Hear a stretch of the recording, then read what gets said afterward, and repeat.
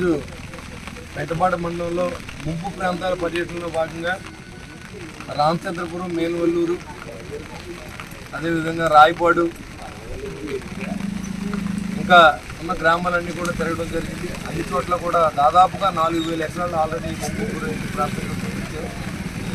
అంతేకాకుండా రూరల్ మండలంలో దాదాపు 10,000 ఎకరాల పైన ముంపు గురైంది.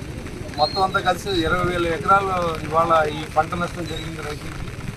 ఇంకా రాబోయే రోజుల్లో ఈ వర్షం కనుక ఇవాళ రేపు కానీ ఇదే రకంగా కురిస్తే మరి ఊళ్ళో కూడా నీళ్ళు వచ్చే అవకాశం ఉంది. కాబట్టి ముఖ్యమంత్రి గారు ఉన్న జిల్లా కలెక్టర్ కూడా ఆదేశాలు జారీ చేయడం జరిగింది.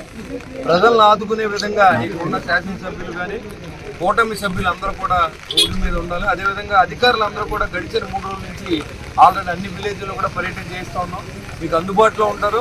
ఎంఆర్ఓ గారికి, ఎండిఓ గారిని, కొన్ని విఆర్ఓని అందరినీ కూడా, సెక్రటరీని అందరూ కూడా మీకు అందుబాటులో ఉంటారు. మీకు ఎలాంటి అసౌకర్యం కలిగిన నాకు తెలియజేయండి.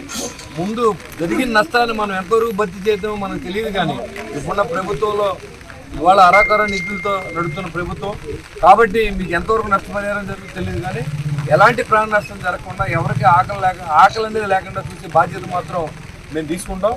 దాని గురించి మీరు ఎవరు బాధపడవలసిన అవసరం లేదు. ఎవరైనా నిరుపేదలు ఉంటే అక్కడ హై స్కూల్స్ ఖాళీ చేసి ఇమీడియట్గా వాళ్ళకి నీరు వస్తే మాత్రం ఇమీడియట్గా రెస్పాండ్ అవ్వండి. మన కార్యకర్తలు అందరూ కూడా, కూటమికి చెందిన కార్యకర్తలు, 3 పార్టీ కార్యకర్తలు కూడా మనం సహాయం చేయండి. అధికారులకి అందరూ కలిసి మనం అందరూ ఒకళ్ళొకళ్ళు ఆదుకునే విధంగా మనం పనిచేద్దామని చెప్పి తెలియజేసుకుంటూ, మరి ఈ వర్షం ఇలాగ తగ్గకపోతే ప్రమాదం అంచున అన్ని విలేజ్లు ఉన్నాయి. కాబట్టి అందరినీ మనం కాపాడవలసిన బాధ్యత మన ఉంది. కాబట్టి అందరూ సహకరించవలసిందిగా, ఎవరు కూడా పొలాలకు వెళ్ళకండి, నీరు ఎలా ఉందో చూద్దామని కూడా బయట రావద్దని చెప్పి కూడా అందరికీ నేను మనస్ఫూర్తిగా మనం చేస్తాను.